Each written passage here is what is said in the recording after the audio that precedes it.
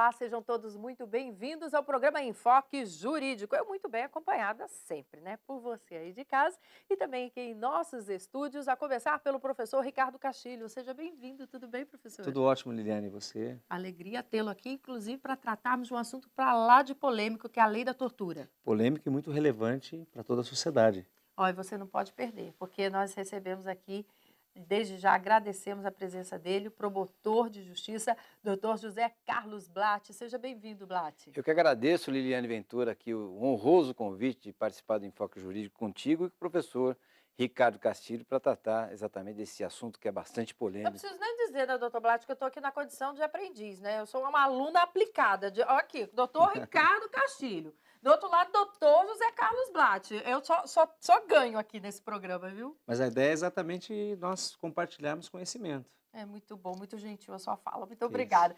Gente, mas o assunto é muito sério. É muito sério e eu quero fazer com vocês agora, puxar um pouquinho pela memória.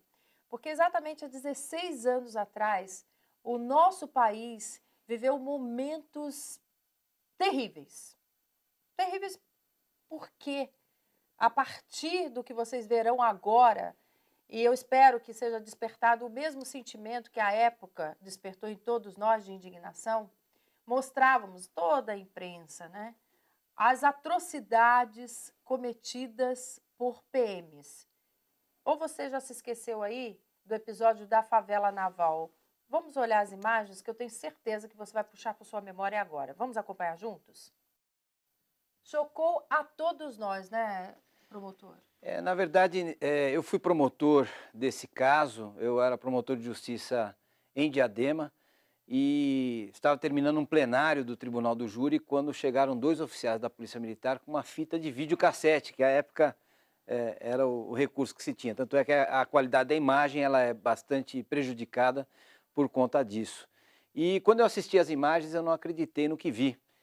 Tratava-se de várias cenas de tortura, onde as pessoas eram abordadas numa pseudo-blitz policial militar, em que as pessoas saíam de lá espancadas, torturadas, humilhadas, e ao final verifica-se que Mário José Josino acaba sendo morto pelo policial, à época Otávio Lourenço Gambra, conhecido como Rambo, que efetuou disparos de arma de fogo na direção do veículo e a pessoa acabou morrendo. E o que é pior, Liliane, esse caso, quando chegou às mãos da Polícia Civil e da Polícia Militar, no primeiro momento, as pessoas que estavam dentro do carro onde o Mário José Josino morreu, com um tiro disparado pelo policial, quase foram presos como suspeitos de tráfico de drogas e como se tivessem eliminado a vida daquele rapaz.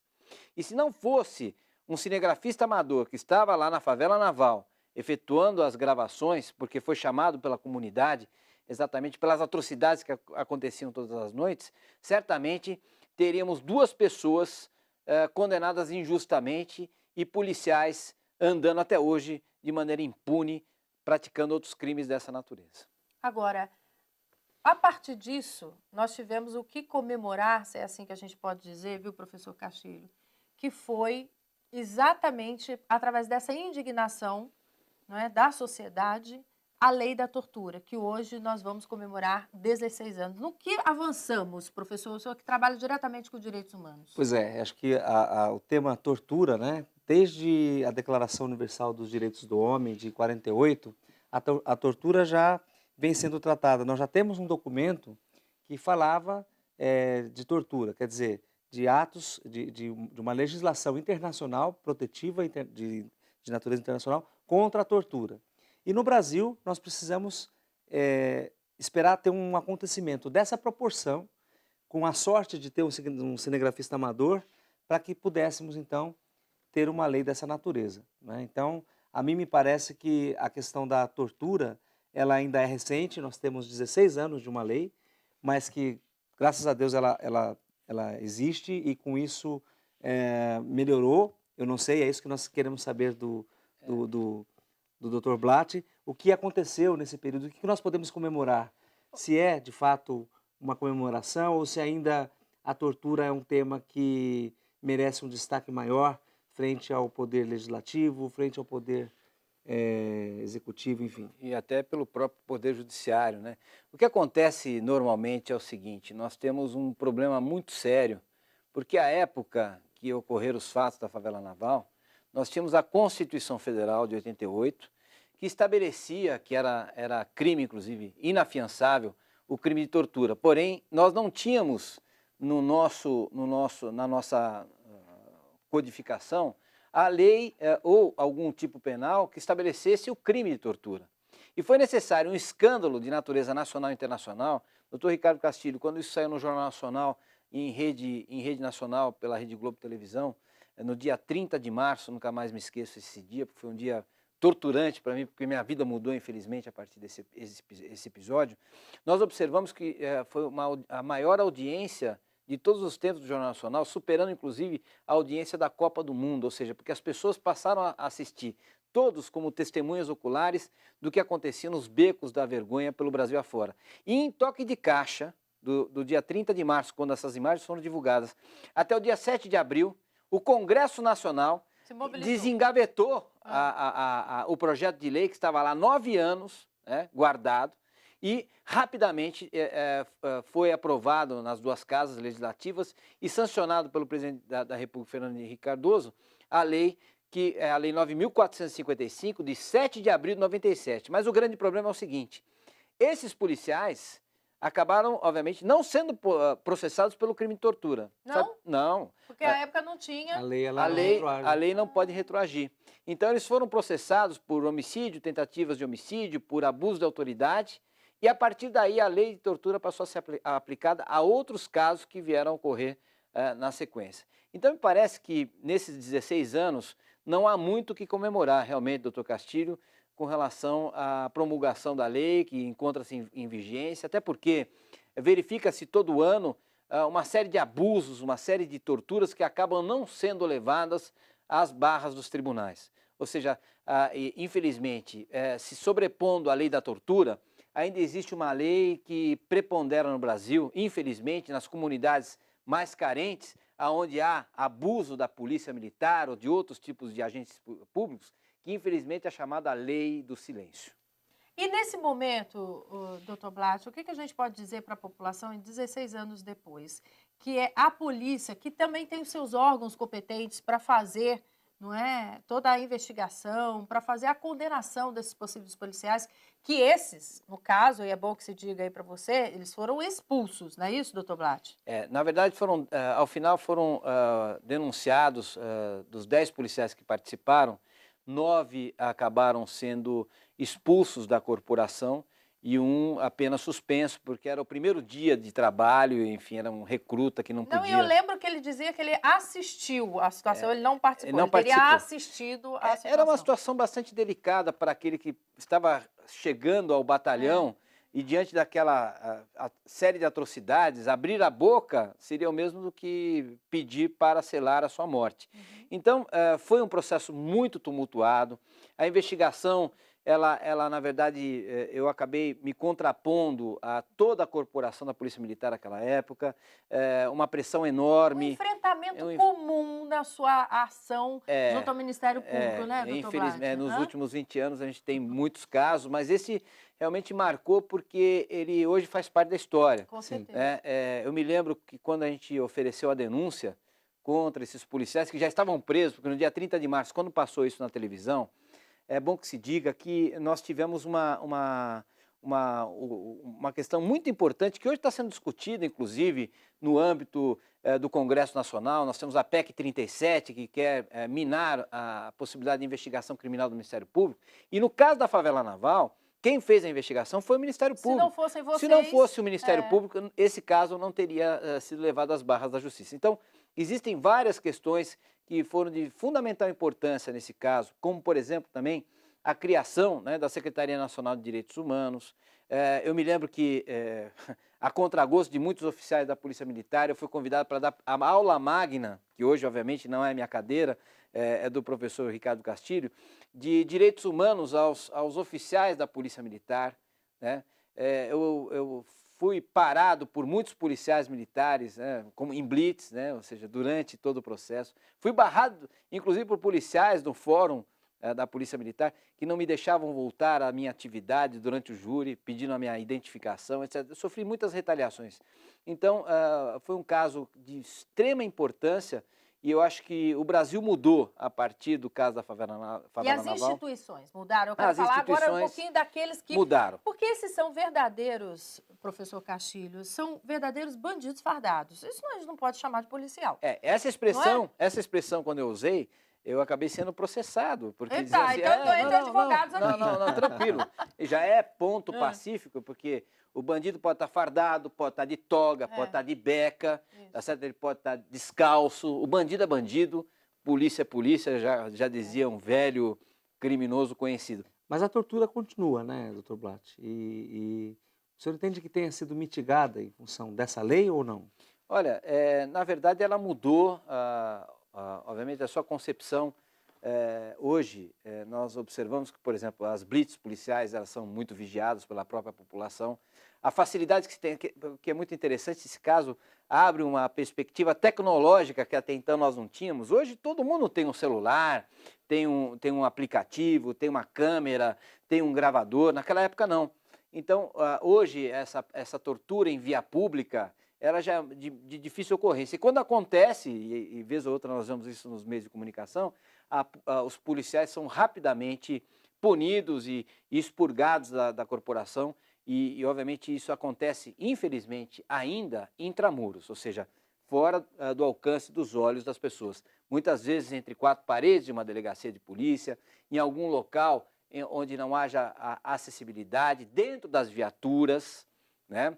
Quantas e quantas vezes eu já cansei de fazer muitos plenários do Tribunal do Júri, onde se percebe, inclusive, a chamada, entre aspas, resistência seguida de morte. O que é isso? O cidadão resistiu ao enfrentamento policial e acaba morrendo com 5 tiros nas costas. É porque realmente é uma situação difícil. O cara está, de repente, resistindo à prisão porque ele tem armas, né? Inclusive com alguns espelhinhos retrovisores, para poder atirar na polícia que vem atrás. Muito bem, em função disso, nós tivemos aqui um posicionamento do governador do estado de São Paulo, dizendo o seguinte, que a partir de agora, o policial militar não pode fazer o atendimento ou prestar socorro a vítimas e que causou e causa muita indignação às pessoas por entenderem que é omissão de socorro. Se, por um lado, há o desvio de alguns... Muitos pagam, doutor Blatt? Veja, essa é uma questão, o doutor Fernando Grela Vieira, que é o ex-procurador-geral de Justiça, atual secretário de Segurança, colocou uma questão com muita propriedade. Quando você se envolve no acidente, por exemplo, as pessoas não podem retirar você do local da cena onde está ocorrendo, onde ocorreu o acidente, porque qualquer movimento pode causar um estrago ainda maior à saúde daquele que está acidentado. Da mesma forma quem está baleado. Até porque a maior parte da incidência das pessoas que morrem em decorrência de um tiroteio com a polícia se dá exatamente no caminho do hospital, né? Não sei se morreram no local e foram trasladados até o hospital. Há um problema também, se a pessoa morre no local, ela não deve ser retirada por uma questão, e o doutor Ricardo Castilho sabe muito bem disso, da preservação de local. Então existe porque eles acabam mascarando, né, para que não haja o quê? A possibilidade do enfrentamento. Vocês estão gostando? Ainda tem muito mais. Vamos aprender bastante hoje com o promotor de justiça José Carlos Blatt. Não saia daí, a gente volta já já.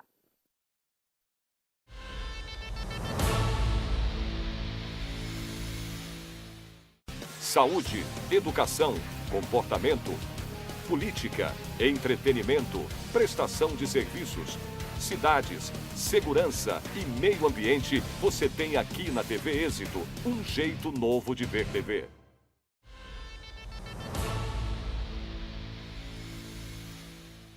Estamos de volta com o programa Enfoque Jurídico e hoje conversando com você aí de casa sobre o aniversário da Lei de Tortura que completa 16 anos ao lado do professor Ricardo Castilho e também do promotor de justiça José Carlos Blatt. Doutor Blatt, eu gostaria de saber, o senhor falou sobre a tortura intramuros, né? Além dessa tortura intramuros, que nós estamos falando sobre a questão dos policiais, a origem da favela naval, existe uma tortura que é a tortura psíquica, física, que acontece também em vários setores, em vários segmentos da sociedade, e essa tortura é um dos temas centrais e principais das violações aos direitos humanos.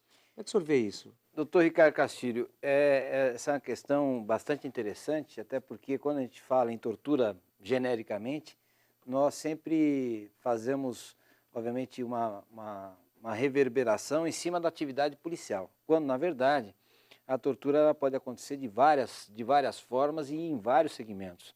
Aliás, como o senhor bem disse, né, a questão da dignidade da pessoa humana, né, que é atingida, obviamente são violações terríveis e que não se dão só apenas na forma física, mas também na questão psíquica.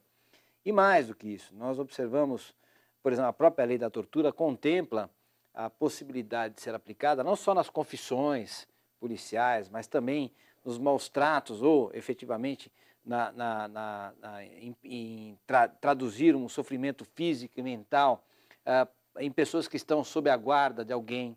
Né? Esclarecendo, uma babá. Uma babá. Ela estaria implicada quando maltratam uma criança em lei de tortura? Se for reiterada a prática e esses maus tratos, né, reverberarem num sofrimento intenso, seja no sofrimento intenso físico ou psíquico, porque às vezes o que acontece, a pessoa é ameaçada tantas vezes, é subjugada tantas vezes, que ela acaba, obviamente, traumatizada. E esse trauma pode representar, sim, a tortura propriamente dita. Eu falei do cuidador de criança, mas de idoso também. Cabe aí a tudo. É muito comum hoje, inclusive os meios de comunicação ao longo desses anos, porque agora todos nós vivemos um verdadeiro Big Brother, né? Ou seja, em todo lugar há câmeras. Então, nas escolas, as pessoas, por exemplo, na minha casa, há câmeras em todos os lugares, menos nos banheiros, exatamente para verificar o trabalho ou da babá, ou da empregada que trabalha em casa, enfim, ou as pessoas que vão prestar serviços.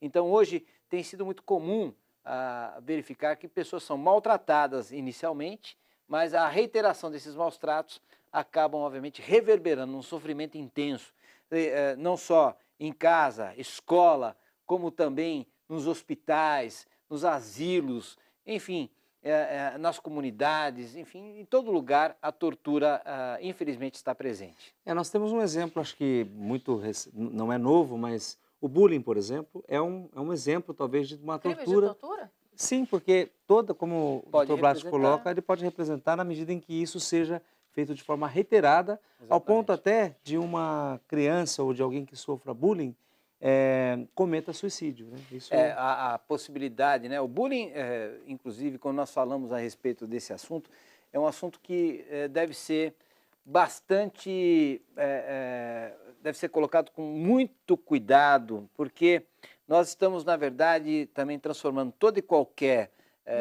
manifestação negativa em uma possibilidade que a pessoa se sinta fragilizada.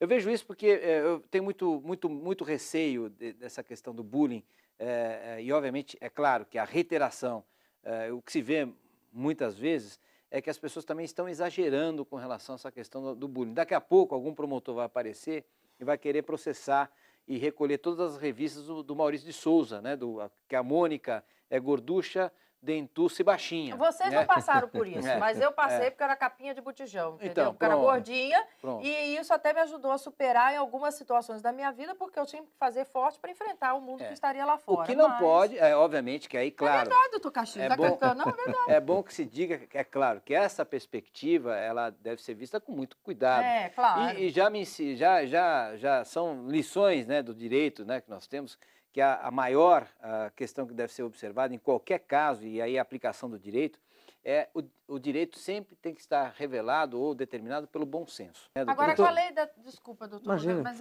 essa é porque cabe bastante, assim, porque me fez... Agora puxei pela memória também. Também com a lei da tortura foi quando iniciou a prova virtual, porque até então ninguém levava em consideração, eu estou enganada. Por exemplo, nesse caso da favela naval, inclusive nós temos aí imagens que podem ser traduzidas, e já passaram algumas, com o professor Ricardo Molina, que é um grande amigo, que em 1997, utilizando uma mesa de edição, como uma dessas de televisão que vocês têm aqui nos estúdios, fazendo a reconstituição da imagem, né? Colocando as imagens que eram, obviamente, do vídeo, e, de repente, colocando uma pessoa da mesma altura, com a mesma compleição física, etc., do Rambo, e a imagem era transposta, era colocada, obviamente, de maneira a se sobrepor a imagem real àquela imagem que estava capturada no vídeo, para fazer a exata colocação, posicionamento, tanto da vítima, quanto do atirador, quanto a velocidade do veículo, a máxima e a mínima, para onde foi o disparo. Um caso muito legal, sabe, Liliane? Eu acho que, inclusive, eu falava isso muito à época, que esses grandes trabalhos periciais só se verificam, regra geral, infelizmente, nos casos de grande repercussão. A exemplo do que acontece nos homicídios de grande repercussão em São Paulo, né, que até o espaço aéreo é fechado em torno do prédio para que as pessoas possam realizar a perícia. Não se vê isso, por exemplo, se alguém é assassinado ou é torturado na periferia. Esse é o Dr. Blatt. É. Esse é o Dr. Blatt, né? Coloca o dedo da virilha e sai rasgando assim, né, Dr. Blatt? Veja, eu acho que é importante. Inclusive, nesse caso, nós tivemos, para vocês terem uma ideia, a perícia realizada, porque quando o sujeito atira contra o veículo, atinge a parte das costas da vítima e fica um pedaço de chumbo no corpo que é retirado. Esse fragmento de chumbo é submetido a um microscópio eletrônico de varredura, que era um equipamento que custava quase $1 milhão, para verificar a partícula de vidro temperado do carro. Obviamente para rebater que o tiro teria sido de dentro para fora, mas de fora para dentro. Isso tudo é muito legal, eu acho sensacional. É uma pena, pena que isso só seja utilizado nos grandes casos de repercussão. Os casos que acontecem na periferia, ou quando acontece com a população de baixa renda, ou pobres, ou que não tem a mínima repercussão, a perícia é uma porcaria. Doutor Blatt, eu queria saber, voltando um pouquinho para a questão da tortura intramuros, prisão desumana e degradante é tortura? Sem dúvida.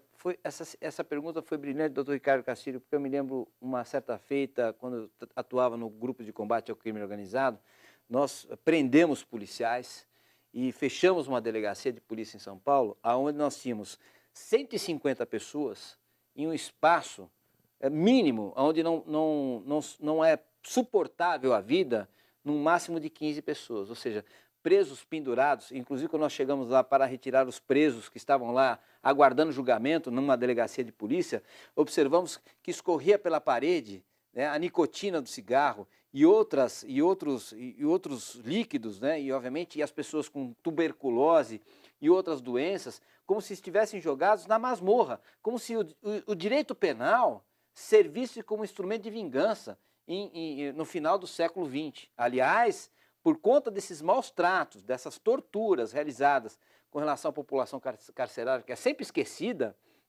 porque se o político gasta com construção de penitenciárias, ele está gastando mal, segundo o censo da sociedade, nós somos os grandes responsáveis pelo surgimento, a existência e a manutenção das facções criminosas que estão dentro dos presídios, que elas surgiram exatamente nesse momento em que o Estado não dá a mínima para os presos, porque quando o preso está lá, ele na verdade não é para ser uma pessoa esquecida, é para ser uma pessoa que a gente sempre esquece, é para ser uma pessoa recuperada, para que volte ao meio social. E o que acontece?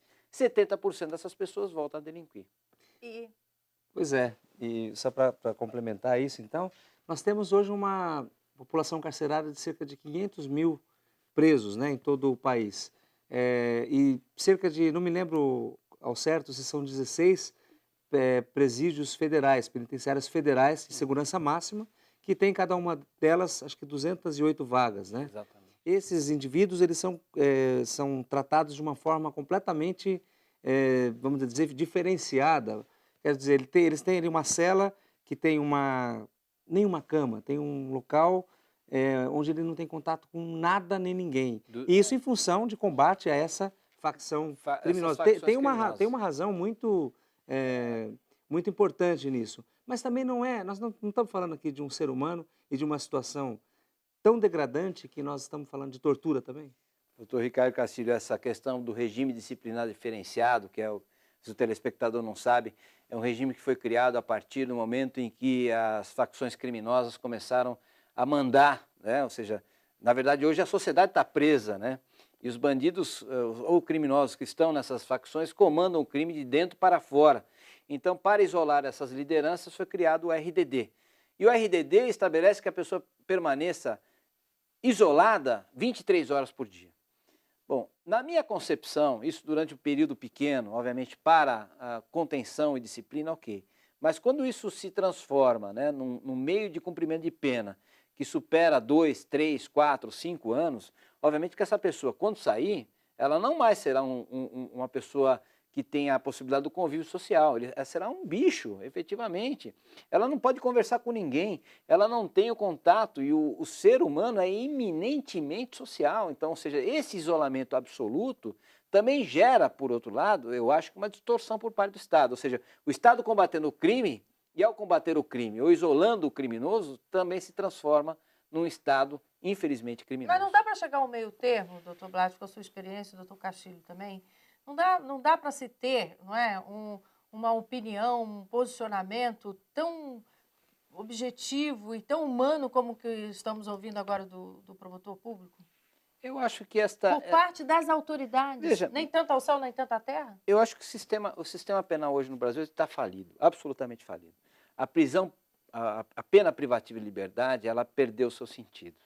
Tanto é que 70% das pessoas presas que acabam passando pelo sistema é um sistema torturante. Viver, que a gente fala assim, mas a pessoa pegou só 5 anos. Telespectador, feche os olhos, né? Se imagine num cárcere, né? Durante um dia inteiro, com mais de 20 ou 30 pessoas na mesma cela, onde você, obviamente, não tem a mínima dignidade, né?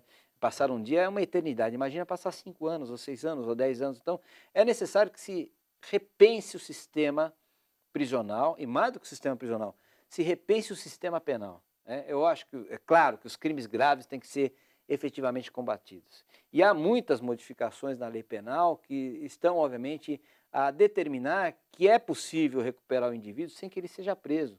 Como, por exemplo, a lei de juizado especial criminal, né? A possibilidade da pessoa não ter a sua pena privativa de liberdade pelo sursis penal ou pelo chamado sursis processual, onde ele recebe uma condenação. E essas pessoas, por incrível que pareça, né, doutor Ricardo Castilho, são as pessoas que normalmente depois não voltam a delinquir, ou seja, a estatística mostra. Então, eu acho que a tortura e, obviamente, esse pouco caso, o sistema prisional, leva, obviamente, a uma como se fosse uma estilingada, né? É como se a gente tivesse um bumerangue, melhor dizendo, onde a gente joga, né?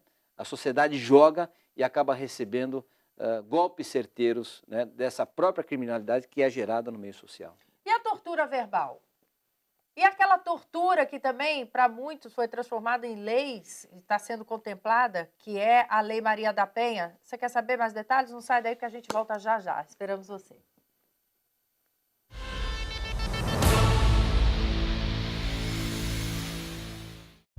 TV Êxito nas redes sociais. Siga no Twitter e curta nossa página no Facebook. Saiba primeiro o que acontece na nossa programação. Vídeos, fotos, notícias e bastidores. TV Êxito, a sua TV na web.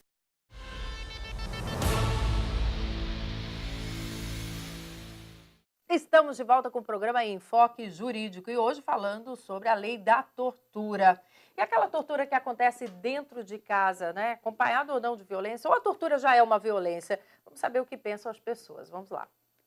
A Lei Maria da Penha, para mim, assim, tem um sentido bastante interessante, até porque minha monografia também foi sobre ela.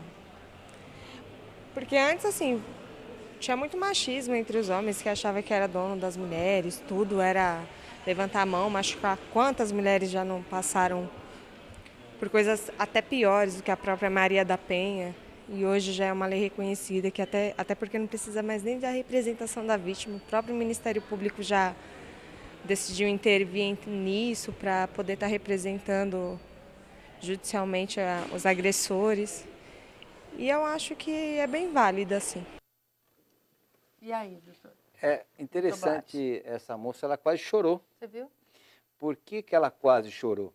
Porque nós observamos uma questão interessante, né, na nossa atividade diária, e obviamente isso é um dado estatístico muito triste, né, que que pelo menos, né, 70% das mulheres brasileiras passaram ou vão passar por um constrangimento, por uma violência, vão ser, obviamente, perseguidas, discriminadas dentro da sua própria casa. E aí, obviamente, só estabelecendo, e o doutor Ricardo Castilho pode me ajudar nessa questão também, é que nós, quando falamos da Lei Maria da Penha, quando falamos da violência contra a mulher, efetivamente as mulheres são torturadas psicologicamente. Ela pode ser verbalmente, é isso ela- que eu queria deixar ela- claro para o telespectador. Olha, entendeu, a partir doutor do momento que o marido começa a tolher a sua liberdade, a tolher as suas indumentárias, a sua veste, a tolher a possibilidade de se relacionar com as pessoas, a entender que a mulher é objeto de titularidade daquele homem. Então, há muitas coisas que acabam nos chocando. E eu fiz um júri uma vez, doutor Castilho, onde a mulher ela foi espancada, esfaqueada mais de 47 vezes em Diadema. E ela sobreviveu para contar a história. E no plenário do Tribunal do Júri, ela repetiu tudo, etc, etc. Só que aí o advogado de defesa perguntou, depois que a senhora saiu da UTI, se recuperou e tal, a senhora está com os pontos, onde a senhora foi, teve a alta do hospital, onde a senhora foi? Eu fui até a cadeia, onde estava o réu, e tive lá com ele uma visita íntima. Pronto. Veja só, essa sua reação foi a reação dos jurados, é a reação da sociedade, ou seja, colocar essa mulher imediatamente no banco dos réus, porque nós somos preconceituosos, não sabemos da sua hipossuficiência, não sabemos das suas necessidades. Depois, ao final do júri, o cara acabou sendo absolvido. Aí eu cheguei para a mulher e falei, meu Deus, a senhora continua vivendo com ele? Eu falei assim, eu só tenho esse homem, eu não tenho outra pessoa na minha vida e eu sei, só eu sei o que eu passo. E eu falei, mas a senhora tem que tomar cuidado.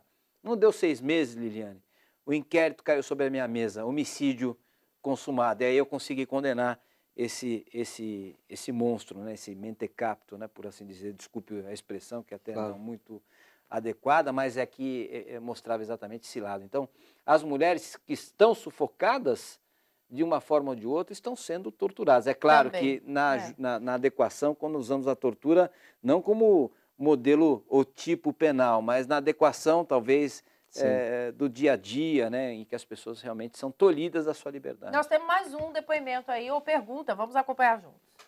Meu nome é Lisa Borges e eu tenho uma pergunta para fazer sobre a Lei Maria da Penha. Essa lei ela é restrita às mulheres em relação aos seus maridos, ou seja, está dentro de um contexto de um casamento ou uma união estável, enfim, um namoro que seja sempre heterossexual. Então eu queria saber se existe alguma proposta de algum projeto que estenda essa lei também para outros tipos de relacionamentos, né? Porque a gente sabe que hoje em dia tem relacionamentos homossexuais, enfim, né? Então como fica essa questão da violência praticada contra a pessoa do mesmo sexo, mas com quem você mantém um relacionamento? Porque existe essa questão da vulnerabilidade, né? Que é, enfim, do machismo, enfim, deve ter o equivalente também para o tipo de relacionamento homossexual também. Então, essa é a minha pergunta. Responda para nós. Olha, na verdade, a gente sabe que a Lei Maria da Penha, ela tem esse nome porque a Maria da Penha foi uma mulher que sofreu uma série de violências, ela foi eletrocutada, enfim. Na verdade, a Lei Maria da Penha, ela tem essa natureza de proteção da mulher. Mas a sociedade mudou, doutor Blas, mudou bastante. O senhor deu elementos aqui de 70%, né, de que as mulheres sofrem essa violência. Mas, bem verdade também que as relações sociais mudaram. Nós temos a situação de famílias homoafetivas ou poliafetivas. Nós temos toda a ordem de uma mudança no cenário da família. Então, talvez a lei ela tenha essa polêmica porque ela deveria ser uma lei contra a violência doméstica. E aí responderia talvez a questão aqui proposta, né, de que poderia ser então uma mulher que comete violência contra o marido, ou então uma criança, por exemplo, com 15 anos que se casou com um homem de 20 e que apanha. Ela vai ser enquadrada no Estatuto da Criança e do Adolescente ou então na Lei Maria da Penha. O mesmo vale para o idoso. O idoso, uma senhora de 60 anos que tem o Estatuto do Idoso e também tem a Lei Maria da Penha. Enfim, ela é uma lei polêmica, inclusive para os próprios juízes, que não têm ainda uma efetividade quanto à sua aplicabilidade, né, nas questões práticas. Então, não sei, vale a analogia, os princípios gerais do direito, ou nós precisamos ter repensar, talvez, essa lei? Olha, a Lei 11.340 de 2006, que é essa lei que foi criada, obviamente, num contexto político, né, bastante interessante à época, enfim, mas não vem ao caso. É importante observar que, na verdade, a Lei Maria da Penha, ela não contempla nenhum tipo penal. Ela não contempla nenhum tipo penal. Ela só diz quais são os bens jurídicos que devem ser tutelados em favor da mulher, que é considerado com relação ao homem a parte mais fraca. Vejam, hipossuficiente no aspecto físico, ou seja, o homem, obviamente, pela sua a consistência física, ele se sobrepõe muitas vezes à mulher, e aí a Lei Maria da Penha diz quais são os bens jurídicos que estão tutelados e, obviamente, se remete, obviamente, ao intérprete dessa lei, ao Código Penal, ao Estatuto de Idoso, ao Estatuto da Criança e do Adolescente e tantos outros dispositivos.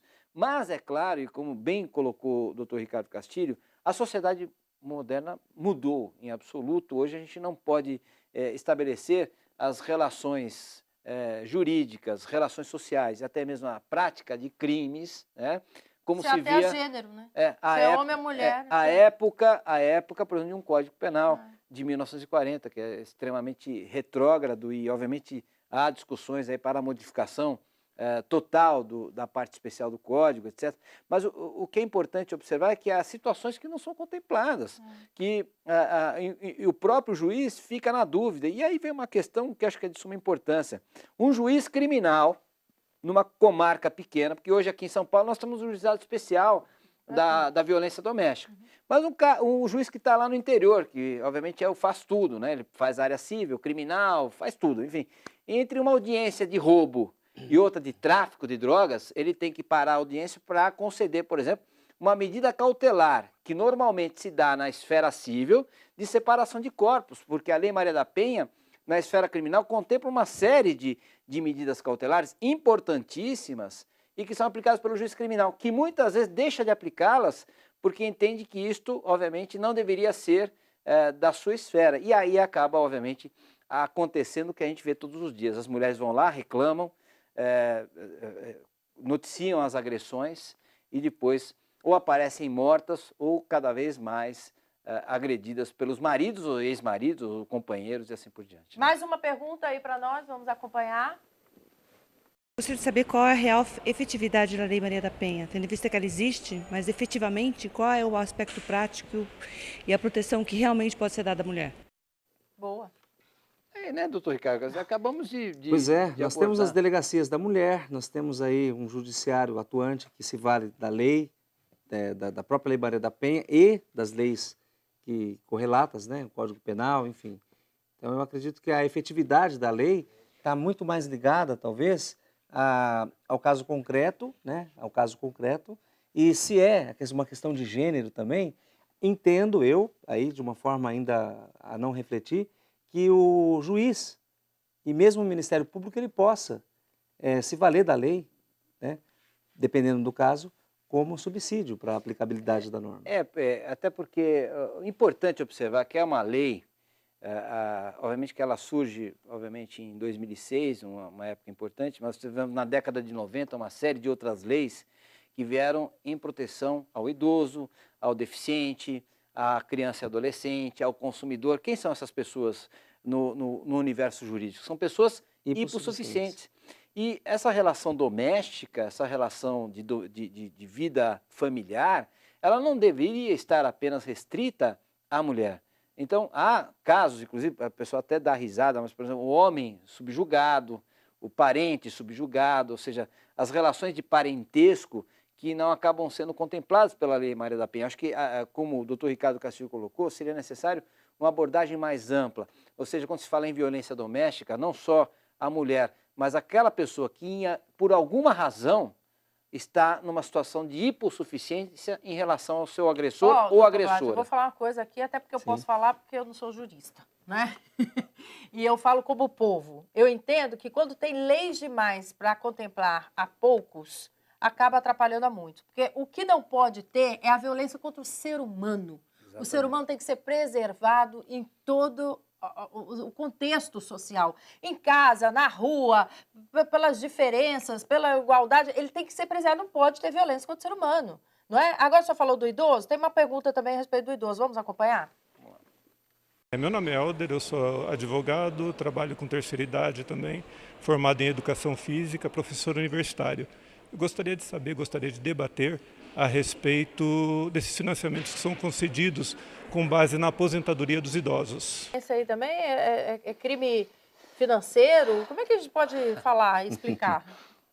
A questão da previdência, Não, a questão eu estou falando dos empréstimos consignados. empréstimos consignados. Então, é exatamente nesse aspecto, porque o que acontece? O aposentado recebe lá a sua aposentadoria determinada ou por uma caixa de pecúlio, ou pela Previdência Social, ou Previdência Privada, e aparecem essas instituições financeiras que fazem, entre aspas, o empréstimo consignado, que não pode superar a 30% do valor determinado, né, do valor bruto que a pessoa recebe. E eu, enfim, na nossa atividade como promotor criminal, nós pegamos várias quadrilhas, né, que se apossam, inclusive, sem que a pessoa saiba, né, dos seus dados junto à Previdência ou junto sem ela ter contraído o sem ter empréstimo? contraído o empréstimo. Esses empréstimos são obviamente desviados, e até a pessoa provar, desculpem a expressão, que não é uma expressão jurídica, mas o telespectador vai saber o que eu estou dizendo, até provar que focinho de porco na tomada, né, lá se vão meses. Então, o Estado, que é extremamente burocrático, né, desculpe a expressão, né, burocracia com burrice, né, acaba, obviamente, determinando que muitos idosos sejam vítimas. Ou porque contraíram efetivamente a juros acachapantes, extorsivos, ou porque efetivamente foram vítimas de quadrilhas em que em algum momento acabaram cedendo seus dados e esses dados acabaram em mãos erradas. E os idosos também se enquadram nessa questão dos hipossuficientes que nós estamos falando aqui, né? Então, quer dizer, já são mais vulneráveis a esse tipo de questão. Como no caso dos bingos também, né? Que eles iam para os bingos e deixavam lá todos os seus benefícios, né? Então, quer dizer, tem todo um contexto aí de violação também a essa dignidade do idoso. E não só por isso, mas o idoso, na verdade, ele se torna quase que uma criança e com muito mais facilidade de ser tolhido aí nos seus direitos, né? A pessoa na terceira idade, ela obviamente tem uma sensibilidade muito maior e isso obviamente acaba gerando uma fragilidade enorme e a pessoa acaba sendo vítima de violência e de muitos crimes. Não saia daí porque tem muito mais. Já já nós vamos falar também da criança e do adolescente, de crimes cometidos por eles, enfim, não pode perder. Eu te espero, até já.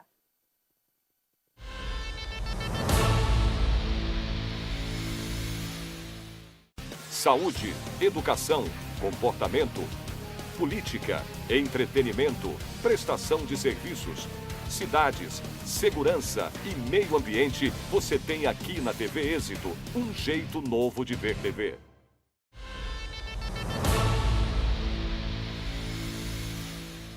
Estamos de volta com Enfoque Jurídico e hoje abordando um assunto intenso, né? Que é a lei da tortura, direitos dos idosos, direito da mulher. Agora vamos falar um pouquinho do direito da criança e do adolescente, viu, doutor Blatt? Professor Castilho, vamos acompanhar aí quais são as perguntas dos nossos telespectadores? Vamos lá.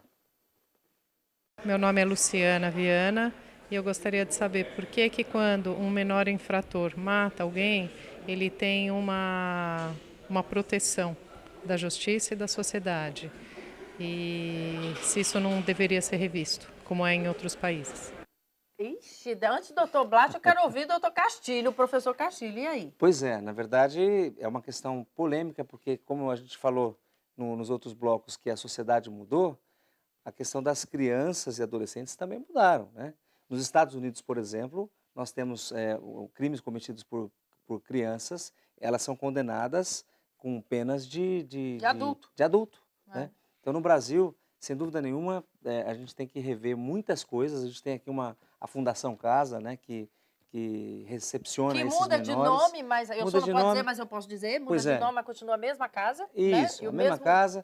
Agora, eu acredito que o doutor Blatt vai conseguir falar com muita propriedade para nós sobre o tema. Esse é um tema bastante delicado. Alguns juristas entendem que seria necessária uma modificação no aspecto constitucional, ou seja, uma nova Assembleia Nacional Constituinte, a estabelecer a modificação das cláusulas pétreas. O que é isso? Ou seja, aquilo que só pode ser modificado por uma nova Constituição Federal. Outros dizem que não, seria apenas objeto de emenda. Eu não vou entrar nesse aspecto, é um aspecto muito tecnicista para revelar o que efetivamente precisaria ser feito. Hoje no Brasil, nós adotamos, obviamente, o Código Penal de 40, com a reforma de 1984, nós temos o critério da inimputabilidade penal, parece um palavrão, mas não é. Para mim é, vai lá, doutor A falta Blatt, de explica. capacidade de não se poder responsabilizar criminalmente alguém, e entre essas pessoas estariam os menores de 18 anos.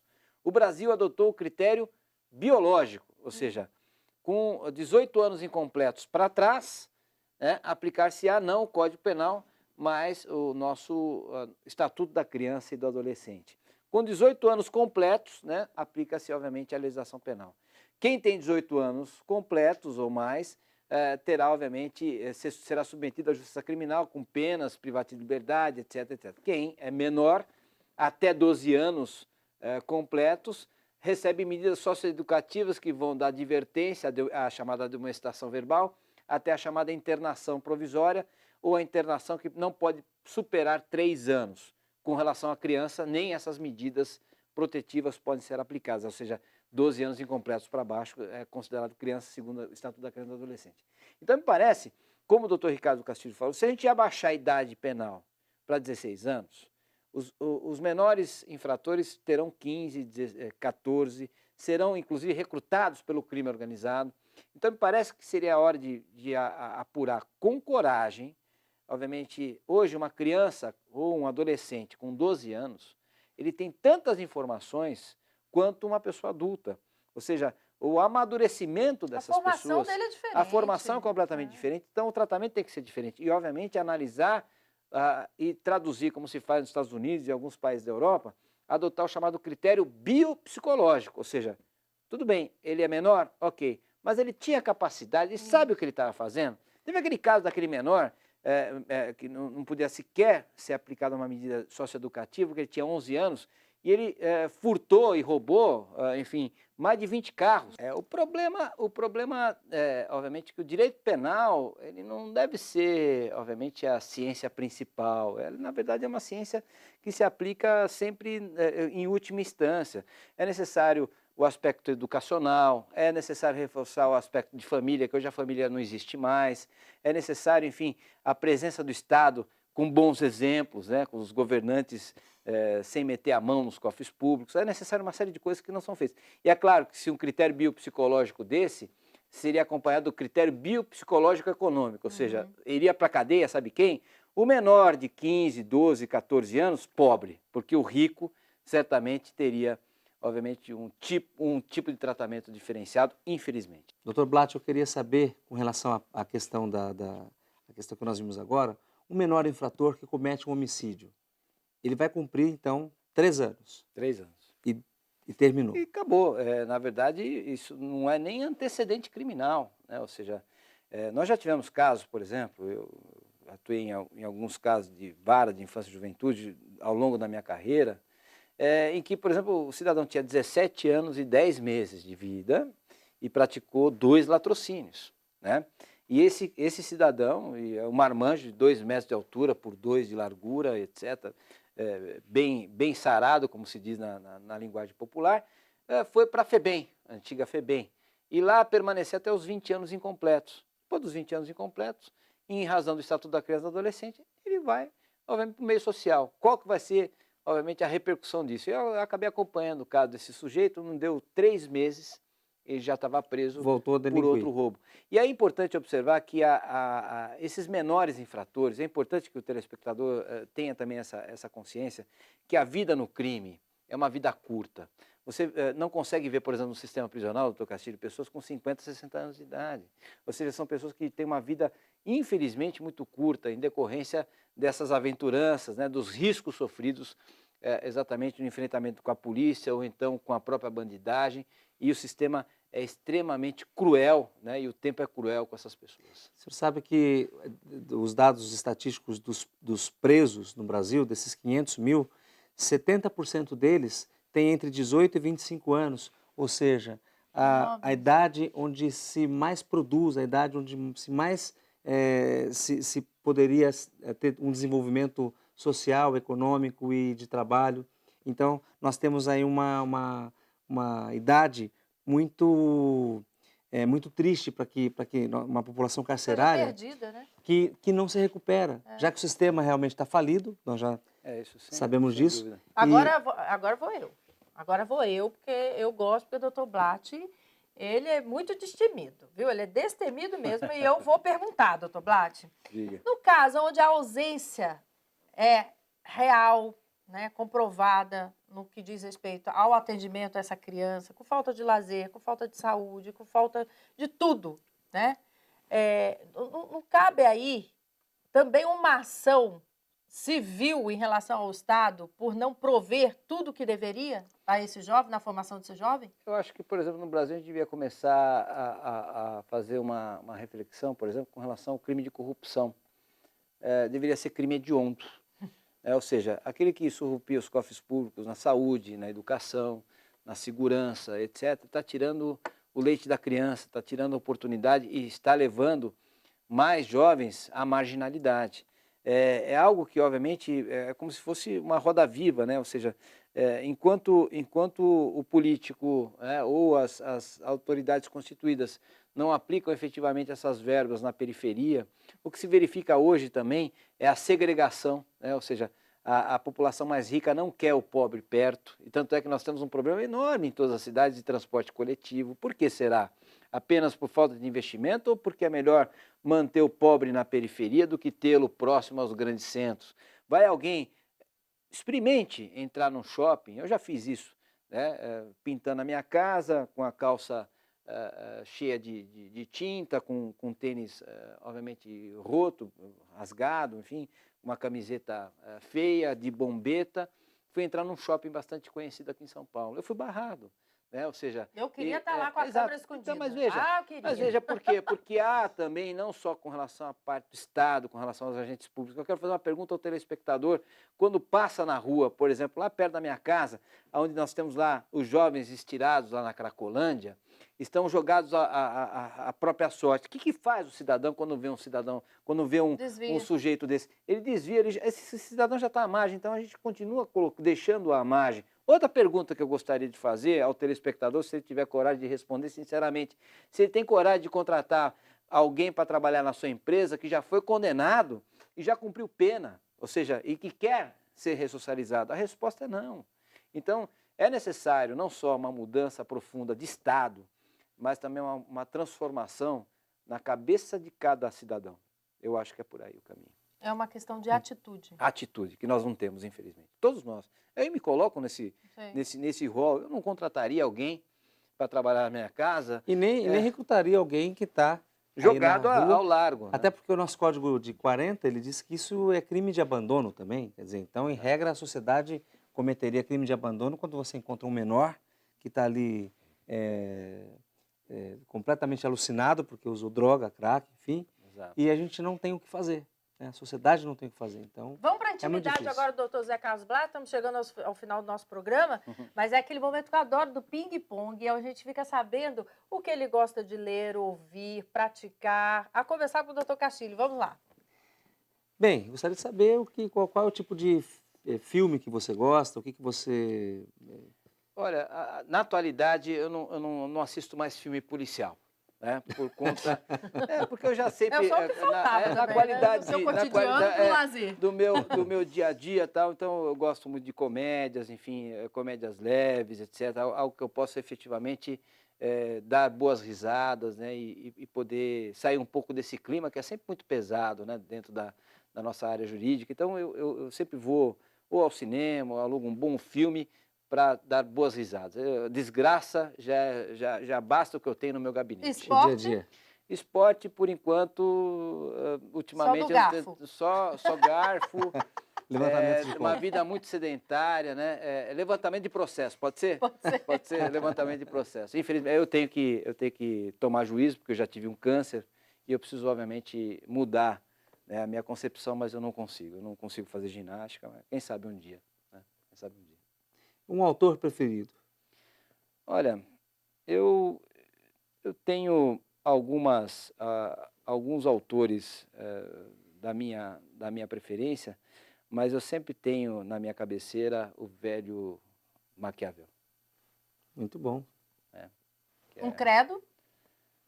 Deus acima de tudo, acima de todas as coisas. E eu acredito não nos dogmas estabelecidos pelos homens, mas que certamente nós fazemos parte de um universo e, obviamente, esse universo tem que ser controlado por alguém muito maior do que a gente não representa absolutamente nada.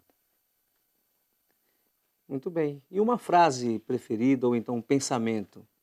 Eu sempre repito uma frase aos meus alunos, às pessoas que estão próximas, que às vezes me perguntam, mas por que se envolver com tanta confusão, com tantos problemas, etc. Eu sempre digo a eles assim, um homem que pela vida passou em brancas nuvens, um homem que em brancas nuvens pela vida passou pela vida e não viveu. Não foi um homem, foi um espectro de homem. Então eu acho que se cada um der a sua parcela de contribuição para a criação de um mundo melhor, certamente nós vamos ter um mundo mais justo, mais livre e mais digno. Talvez para os meus netos, bisnetos, mas para que a humanidade possa ter uma vida absolutamente digna. E se cada Muito homem bem. tivesse um pouquinho do Dr. José Carlos Blatt, o Brasil, o mundo seria diferente. Sem dúvida alguma. Obrigada, Muito bom. viu, Dr. Obrigado, José Carlos Blatt.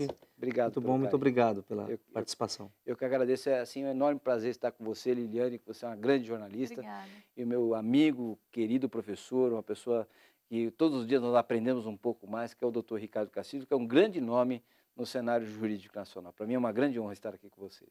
Castilho, Obrigado. obrigada. Obrigado, Liliane. E o que dizer de mim, né? Eu que sou a privilegiada, porque estou mesmo sempre perto do professor Castilho e dos nossos queridos e ilustres convidados, como foi o caso de hoje do promotor de justiça, Dr. José Carlos Blatt. O nosso muito obrigada por sua atenção, por seu carinho. Lembrando que o Enfoque Jurídico volta semana que vem. Até lá. Tchau.